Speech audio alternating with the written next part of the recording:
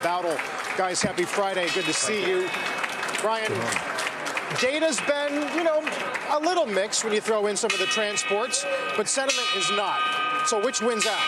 I think sentiment wins out. And so really all investors, what we're looking for this year is some stabilization in economic activity off of a very weak period we had last summer and policy that continues to be supportive. And that's what the markets are applauding. In this environment of relatively modest growth but stabilizing, easy policy accommodations and no real inflation, that is a good backdrop for risk assets. It was last year and it continues into this year. When we're looking at all the horse riding that was being done this morning, when we were on Squawk Box, there was a lot of I like riding this horse. I'm going to keep on the horse. I'm not going to get off the horse for a while until it's slowing down. The workhorse is the American consumer. Are you at all disappointed here by what's coming in? And Greg, maybe you'd want to weigh in on this. What's coming in on the job openings and labor turnover report, or for that matter, that you've got some consumer sentiment that looks just slightly disappointing? Yeah, I don't think the data's been weak enough yet to derail this bull market, but I do think it's worth looking back to the first quarter of 2018, where we saw a very similar situation in the market, that the market had an extremely strong January, and then we had a very volatile, sharp sell-off in February. So I agree that the data thus far this year has probably been supportive for the markets, but valuations are very elevated after a very strong performance last year.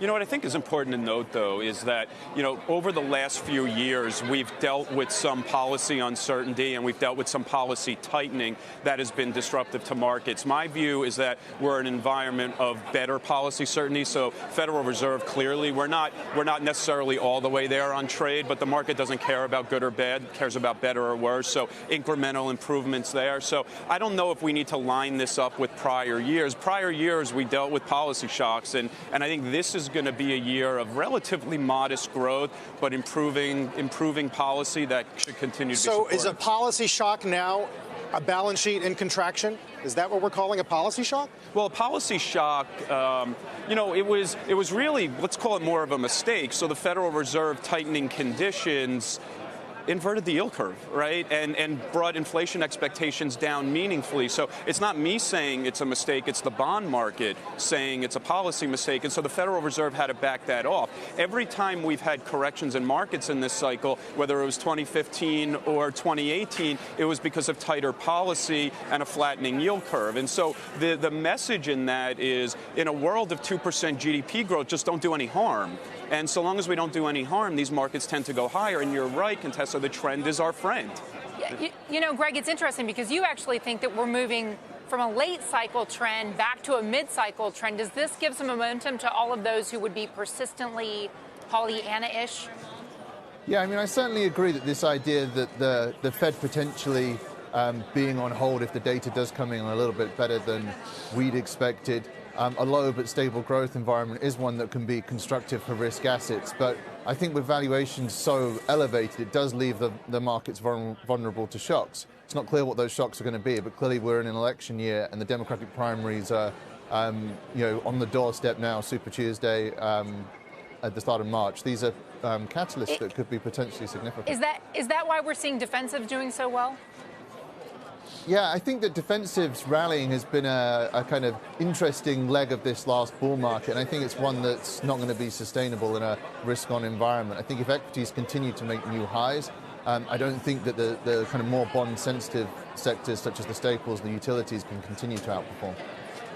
Where are the opportunities right now, Brian? Well, I think in an environment where growth is going to be modest and policy is going to be supportive, you should expect rates to remain low. You should expect growth cyclicals to outperform the more value-oriented cyclicals. And if policy continues to be supportive in the United States, then that leads to a more stable currency and some opportunity in non-dollar assets, which is why you're starting to see some activity around emerging markets and Asian equities. And so I think the opportunities continue to be in U.S. growth and in the emerging economies. U.S. over other parts of the world? Because we've heard from a couple, JPM today sees U.S. slowing to 1.7, even as the globe holds 2.5. Right. Right? And they're saying the era of U.S. exceptionalism has come to an end. So let's make sure we know what we're talking about. Are we talking about economic activity, or are we talking about outperformance? So in this type of a world where the global economy is relatively slow, you're going to look for companies that can generate true top-line revenue growth irrespective of where they're headquartered, and that has primarily been the United States because we've been a strong dollar environment. In a more stable environment, you can start to look to those companies outside the United States that are generating true revenue growth. Some of them are in China, some of them are in Europe. So I don't think the U.S. U.S. growth companies lose their leadership. I just think that leadership broadens to include some of the non-dollar asset companies. Greg, in terms of, we've been through this revaluation process last couple of months as we really cleared the deck on trade. So is 20 now the ceiling? Where is that window? Where are we right now? Well, I don't think you really see a ceiling in terms of valuations. That's one of the things that makes timing the market so difficult. So I think if we stay in an environment where the data continues to beat, there's no reason why multiples can't continue to expand. But I do think whenever we do hit some potential piece of turbulence, whether it's political, whether it's a deterioration in the data, the higher those valuations go, the more volatile the market could be and the sharper a correction we could see. B of A this morning, Brian. We stay irrationally bullish until peak positioning and peak liquidity inside a spike in bond yields and a 4 to 8% equity correction.